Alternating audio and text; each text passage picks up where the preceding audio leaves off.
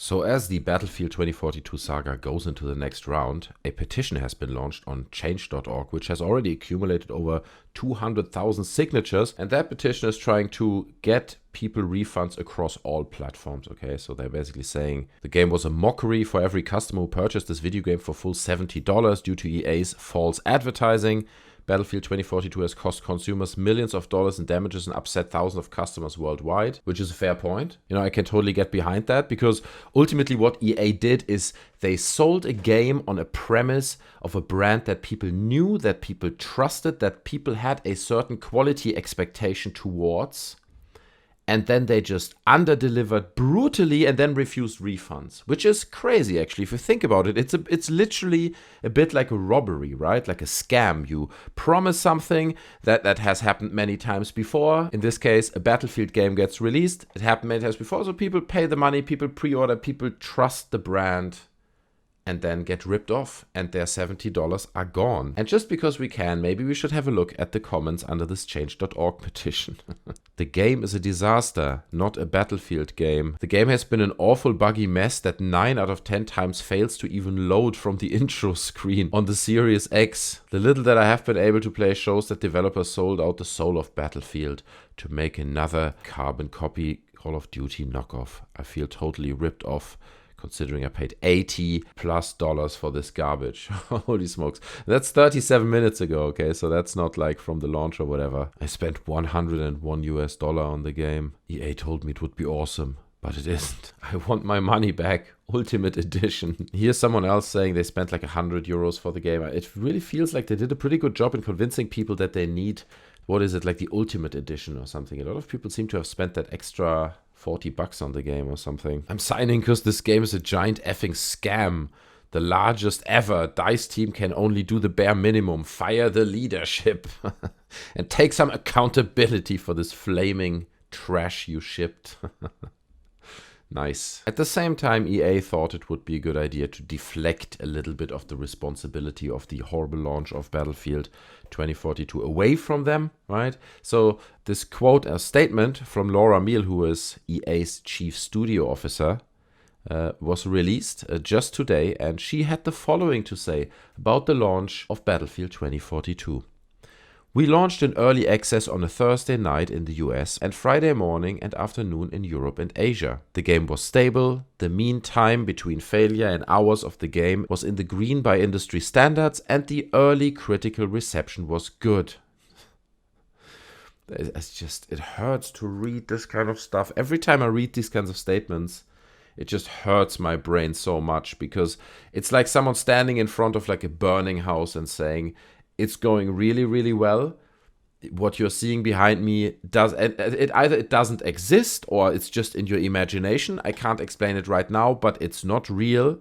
It's going really well. That's how these kinds of statements read to me, because like the early critical reception was good. What does that even mean, really? Okay, like in the first 3 minutes where the beta was live, you didn't have any negative reports, like the first 3 minutes. So the early critical reception was good. It's so fluffy. It says nothing. And again, like it's talking about a ginormous burning dumpster fire, and it sounds like it went really, really well. Now, we're not done here, okay? The main part of the statement is still coming. So she then says, but then things started to turn. The following Monday, Halo did a surprise release of their multiplayer mode. It was a small segment of the game, but it was very polished, and it was not favorable comparison to our experience, given some of the bugs and polish issues we had. So she's like, look, we had a great game. Battlefield 2042, great game.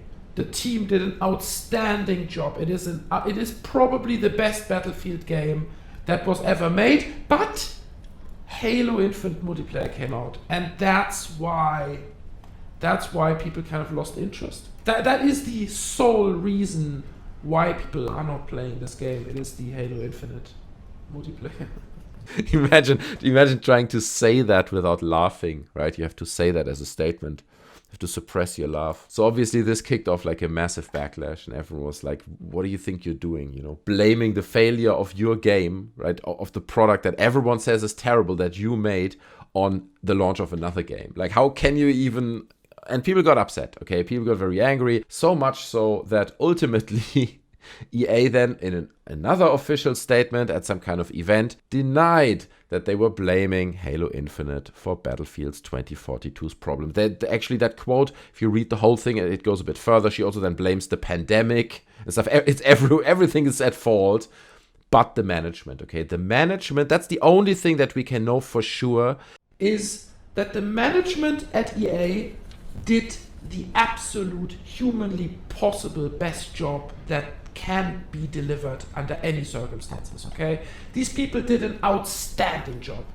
That's for sure. That's the main thing that is undeniable in this whole debate, okay? These people, they are perfect human beings. The pandemic, big problem, okay? Halo Infinite, huge problem. These are the problems, not our game or the people in management. That's not... has nothing to do with it. These stories are not accurately capturing the discussion and the context, which was an in-depth and very humble internal conversation about the recent Battlefield launch. EA Communication VP John Reseburg said in a statement sent to PC Gamer, "It was about key learnings and actions we are taking, not about blaming external factors. It was absolutely not about that. We did blame external factors, but it wasn't about that." So it's these people, man. These people, at this point, it just feels like they're just stumbling from one like pot of paint into the next one. They're like, another one. And it just goes awfully wrong, and they're falling around while trying to look very serious and believable. It has really come to a point with companies like EA where every little bit of believability that companies like that ever had is just gone. You know, it's just nothing left. And you would think like, oh, EA, it's a huge company, right? EA, massive publisher, and they have so many brands. Well, let's take a look at their website, okay? Because if you look at the if you look at the EA website, you can see here are the latest games, okay? NHL 22, FIFA 22. Now, I don't play the sports games, okay? But a lot of people are commenting that EA also ruined the sports games. I don't know why or what the context of that is, but people are not particularly happy.